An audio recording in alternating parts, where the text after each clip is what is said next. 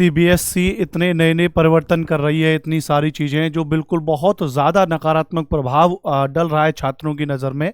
पहले तो आपको पता है कि उन्होंने नोटिफिकेशन जारी कर दिया था, एग्ज़ाम डेट बता दी थी, फॉर्म भरने की तिथि नहीं दी थी। फॉर्म भरने की तिथि को उन्होंने कम से कम पूरा 1 महीने से भी ज़्यादा होल्ड किया था।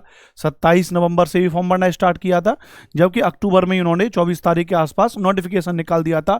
तब खूब सारे मेल किए, खूब सारे कॉल किए, कोई जवाब नहीं आया कि जी हम कब से फॉर्म भरवाएंगे। फिर उन्होंने 27 तारीख को फॉर्म भरने की बात दे दी, चलिए ठीक है।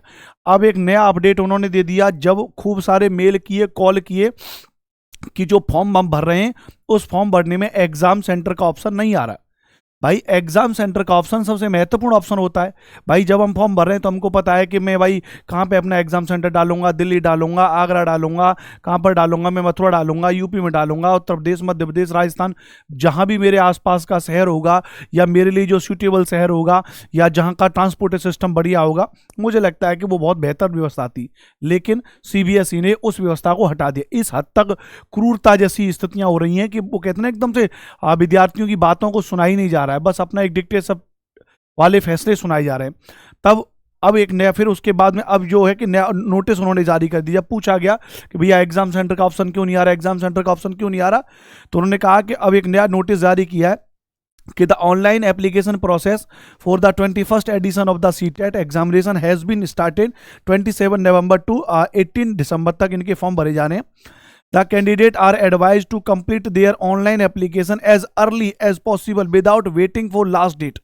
आप अपनी लास्ट डेट का इंतजार किए बिना अपना फॉर्म भर दीजिए। कह रहे हैं कि further it is informed to all applicant that there is no provision to select examination city in the online application portal. ये कह रहे हैं कि भैया सभी को सूचित किया जाता है कि यहाँ पर कह रहे हैं भैया कि there is no provision to select examination city in the online application portal. मतलब कि ऑनलाइन फॉर्म भरने में कोई भी हम लोग ऑप्शन नहीं दे रहे हैं आपके एग्जाम सिटी को लेके। Candidate have to complete all the step of their online application on the portal by filling relevant and correct details। मतलब आप लोग अपना फॉर्म भरिए स्टेप बाय स्टेप सही डिटेल के साथ में। The examination city to the applicant will be allotted by CBSE on random basis। जो आपको एग्जाम सिटी दिए जाएंगे वो सीबीएसई आपको रैंडम बेसिस दिए जाएगी। अब मान लेते हैं कि मैं जैसे उत्तर प्रदेश का रहने वाला हूँ, मैं उत्तर प्रदेश में मान लेते हैं कि फेमस शहर है आगरा, मैं आगरा का रहने वाला हूँ। अब मैंने उम्मीद की थी कि मैं अपना सेंटर डालूंगा तो आगरा की जगह मुझे आगरा के आसपास मिल जाएगा या आगरा में नहीं मिलेगा तो मुझे मैं डालता हूँ वहाँ पे मथुरा शहर होगा, मथुरा सेंटर होगा, दिल्ली सेंटर होगा, 3-4 सेंटर में डलवाऊंगा ना, उसमें से कोई एक सेंटर मुझे मिल जाएगा। अब यहाँ पर ये कह रहे हैं कि रैंडम बेसिस पे कोई भी सेंटर दे दोगे। मान लेते हैं आगरा का उठा करके आपने मुझको दे दिया, जोधपुर दे दिया आपने मुझे, बताइए आपने मुझे उठा के भेज दिया जैसलमेर भेज दिया, बताइए 1000 किलोमीटर दूर है मेरे यहाँ से, बताओ मैं कैसे जाऊंगा, कैसे ट्रांसपोर्टेशन करूंगा, कैसे, बहुत सारी चीजें होंगी। मान लेते हैं कि जो फीमेल है अब उनके लिए तो बहुत ज्यादा दिक्कत होती है। मान लेते हैं हमारी बहन बेटी जो भाई एग्जाम देने के लिए जा रही होंगी, अब उनको दिक्कत है। भाई शहर के आसपास हो तो चलिए कोई गार्जियन उनके साथ चला गया, कई बार ऐसा होता है भाई।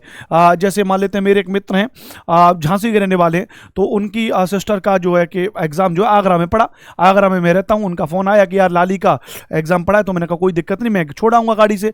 तो मेरे घर से उनका एग्ज़ाम सेंटर जो है 15-18 किलोमीटर दूर था, तो मैं गाड़ी से छोड़ आया और एग्ज़ाम होने के बाद उसको घर ले आया, बाद में वो अपने घर वापस चलेगी।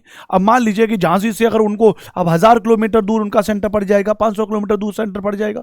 भाई रैंडम बेसिस का मतलब क्या है? रैंडम बेसिस में आप कुछ ना कुछ अपना निकालोगे, उसके आधार पर डालोगे, तो ये बहुत ही गलत है। मुझे समझ में नहीं आ रहा कि इस तरीके से इतनी बुरी व्यवस्था सीबीएसई, मतलब इतने खराब डिसीजन किस बेसिस पर ले रहे हो, कोई इस बारे में बात नहीं बता रहे हो। The request for change of allotted examination city for whatever reason shall not be accepted. किसी भी कोई भी आपका रीजन सही, कोई भी आपका रीजन सही, वो आपसे स्वीकार नहीं किया जाएगा। अब मान लेते हैं कि कोई फिजिकल हैंडीकैप्ड की कंडीशन है, अब कहां भेजोगे? आपने कुछ बताया तो नहीं, रैंडम बेसिस है, कहीं पर भेज सकते हो। तो आप लोगों का इसके मामले में क्या कहना है कमेंट बॉक्स में जवाब जरूर दीजिएगा भी इसके बारे में। मुझे लग रहा है कि स्थिति बहुत ज़्यादा खराब है। मैं इसको लेकर के बेहतरीन मेल करूंगा सीबीएसई को लेकर के, जवाब नहीं देंगे तब तक मेल करूंगा और तमाम और भी स्टेप में उठाने वाला हूं इसको लेकर के।